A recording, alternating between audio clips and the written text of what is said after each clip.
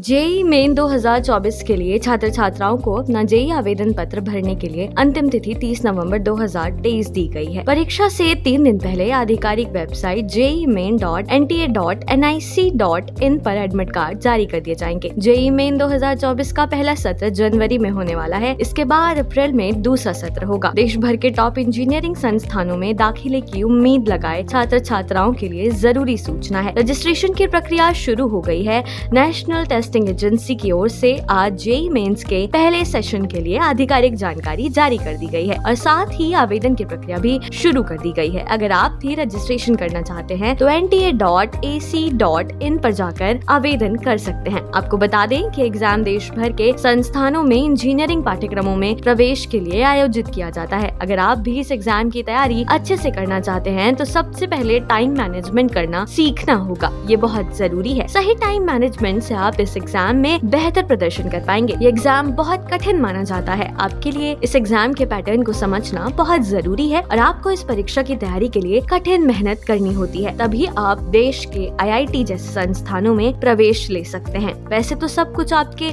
Experience और ज्ञान पर ही निर्भर करता है, पर फिर भी देश के बहुत से ऐसे छात्र हैं जिनका सपना होता है कि वो आईआईटी और IIIT जैसे संस्थानों में पढ़ें। इस बात से भी इनकार नहीं किया जा सकता है कि देश के इन टॉप संस्थानों की फैकल्टी काफी अच्छी होती है। आईआईटी जेईई मेंस की तैयारी के लिए आपको टाइम मैनेजमेंट करना आना चाहिए। जेईई मेंस में बेहतर रिजल्ट के लिए आपको पहले से ही तैयारी शुरू करनी होगी। बेहतर तैयारी के लिए टाइम मैनेजमेंट बहुत जरूरी है। अच्छा स्कोर करने के लिए टाइम टेबल बनाकर उसे अच्छे से फॉलो करें। किसी भी परीक्षा के बेहतर तैयारी के लिए टाइम मैनेजमेंट सबसे जरूरी है। इसके लिए सबसे अहम है टाइम टेबल। अगर आप टाइम मैनेजमेंट को सही करना चाह रहे हैं तो इसके लिए अभी से एक टाइम टेबल को बनाएं। इसके बाद उस टाइम टेबल के अनुसार खुद के डेली रूटीन को ढालें। इससे आपकी परीक्षा तैयारी अवश्य ही बहुत अच्छी होगी और आप एग्जाम में सफलता प्राप्त कर पाएंगे। टाइम टेबल फॉलो करना कोई आसान काम नहीं है। हम लोग हमेशा टाइम टेबल बना तो लेते हैं पर उसे फॉलो नहीं कर पाते। अगर टाइम टेबल फॉलो नहीं हो पाता है तो आपको अपनी पढ़ाई करने के घंटे पता होने चाहिए कि आपको एक दिन में कितने घंटे पढ़ना है और उसी हिसाब से आपको अपना टाइम मैनेज करना होगा। अगर आप भी एग्जाम से कुछ महीने पहले पढ़ने वालों में से एक हैं तो इसमें आपको तुरंत ही बदलाव करना होगा। आप चाहें तो जेईई मेंस की तैयारी